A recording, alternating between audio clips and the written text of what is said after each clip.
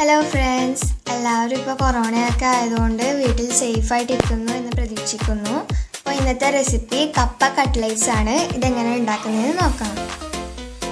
അതിനായിട്ട് ഞാനിവിടെ 1/2 കിലോ കപ്പ ചെറിയ ചെറിയ പീസായിട്ട് കട്ട് ചെയ്തതിന് ശേഷം ഉപ്പും മഞ്ഞളും ഇട്ട വെള്ളത്തിൽ വേവിച്ചെടുത്തിട്ടുണ്ട്.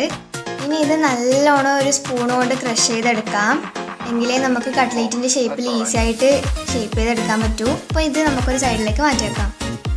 ഇനി നമുക്ക് ബ്രെഡ് ക്രംസ് ഉണ്ടാക്കാം. അതിനായിട്ട് 5 ബ്രെഡ് സ്ലൈസാണ് ഞാൻ എടുത്തിരിക്കുന്നത്. ഇത് നല്ലോണം ടോസ്റ്റ് ചെയ്തതിന് ശേഷം ബിസ്ക്കറ്റ് പൊട്ടുന്ന പോലെ പൊട്ടണം. ഇത് നമ്മൾ ബ്രേക്ക് ചെയ്യുമ്പോൾ അപ്പോൾ ആ ഒരു കൺസിസ്റ്റൻസി ആകുമ്പോൾ നമുക്കിത് പൊടിച്ചെടുക്കാം.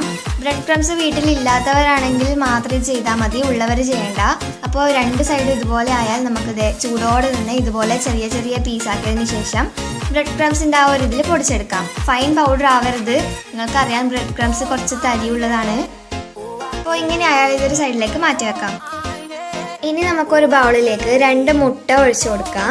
അതിനുശേഷം ഇത് സ്പൂൺ കൊണ്ടൊന്ന് നല്ലോണം ബീറ്റ് ചെയ്തിട്ട് ഇതും ഒരു സൈഡിലേക്ക് മാറ്റി വെക്കാം. കട്ട്ലേറ്റിൻ്റെ ഫില്ലിംഗ് ആക്കാൻ നമുക്കത് 2 ഉള്ളി ചെറുതായിട്ട് അരിഞ്ഞത്, പിന്നെ 2 തണ്ട് കറിവേപ്പില ചെറുതായി അരിഞ്ഞത്, 2 പച്ചമുളക് ചെറുതായി അരിഞ്ഞത്, 1 ടീസ്പൂൺ ജിഞ്ചർ ഗാർലിക് പേസ്റ്റാണ്. ഇത് നമുക്ക് നല്ലോണം മിക്സ് ചെയ്ത് കൊടുക്കാം.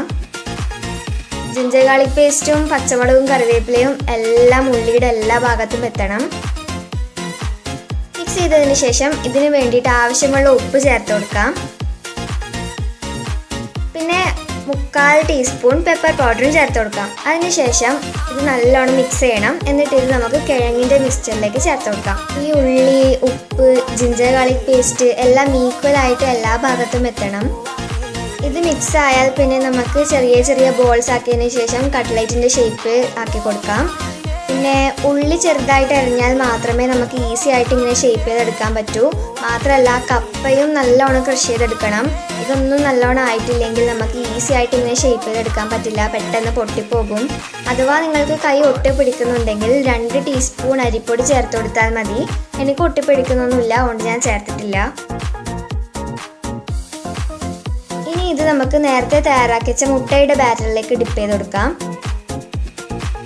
അതിനുശേഷം നേരെ ബ്രെഡ് ക്രംസിൻ്റെ പാത്രത്തിലേക്ക് ഇട്ട് കൊടുത്തിട്ട് ബ്രെഡ് ക്രംസ് കൊണ്ടൊന്ന് പൊതിഞ്ഞെടുക്കാം. ഇങ്ങനെ നമ്മൾ ഓരോ കട്ട്ലേറ്റും റെഡിയാക്കി എടുക്കണം.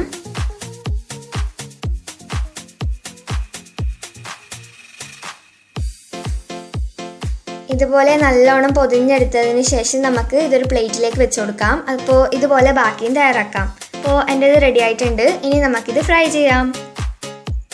ഫ്രൈ ചെയ്തെടുക്കാൻ വേണ്ടിയിട്ട് ഞാനൊരു പാനിലേക്ക് അല്പം സൺഫ്ലവർ ഓയിൽ ഒഴിച്ചു കൊടുത്തിട്ടുണ്ട്. കട്ട്ലേറ്റിൻ്റെ പകുതി ഭാഗം മുങ്ങിക്കിടക്കാൻ പാകത്തിലുള്ള അളവിലാണ് ഞാൻ ഓയിൽ എടുത്തിരിക്കുന്നത്. എന്നിട്ട് നല്ലോണം എണ്ണ ചൂടായാലാണ് നമ്മളിത് ഓയിലിൽ ഇട്ട് കൊടുക്കേണ്ടത്. എന്നിട്ട് ലോ ടു മീഡിയം ഫ്ലെയിമിലാണ് ചെയ്തെടുക്കേണ്ടത്, ഹൈ ഫ്ലെയിമിൽ ഇടാൻ പാടില്ല. അപ്പോൾ ഇങ്ങനെ നമുക്ക് 2 സൈഡും ഒന്ന് കുക്ക് ചെയ്തെടുക്കാം. ഒരു സൈഡ് റെഡി ആയിട്ടുണ്ട്, ഒന്ന് തിരിച്ചിട്ട് കൊടുക്കാം. ഇതുപോലെ മറ്റേ സൈഡും റെഡി ആകുമ്പോൾ നമുക്കിത് സെർവിങ് പ്ലേറ്റിലേക്ക് ചേഞ്ച് ചെയ്യാം.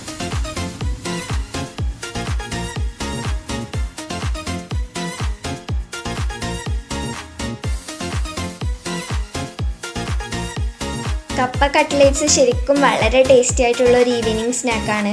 എന്തായാലും ട്രൈ ചെയ്ത് നോക്കാൻ മറക്കരുത്.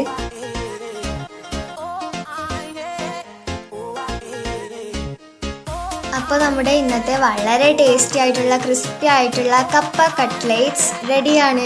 അപ്പോൾ ഇന്നത്തെ ഈ റെസിപ്പി ഇഷ്ടപ്പെട്ടെങ്കിൽ ഇതുപോലുള്ള മറ്റ് റെസിപ്പികൾക്കായി എൻ്റെ ചാനൽ സബ്സ്ക്രൈബ് ചെയ്യാനും എൻ്റെ പുതുപുത്തൻ വീഡിയോകളുടെ നോട്ടിഫിക്കേഷൻ നിങ്ങളുടെ ഫോണിലേക്ക് ലഭിക്കാനായി ബെൽ ഐക്കൺ ക്ലിക്ക് ചെയ്യാനും മറക്കരുത്.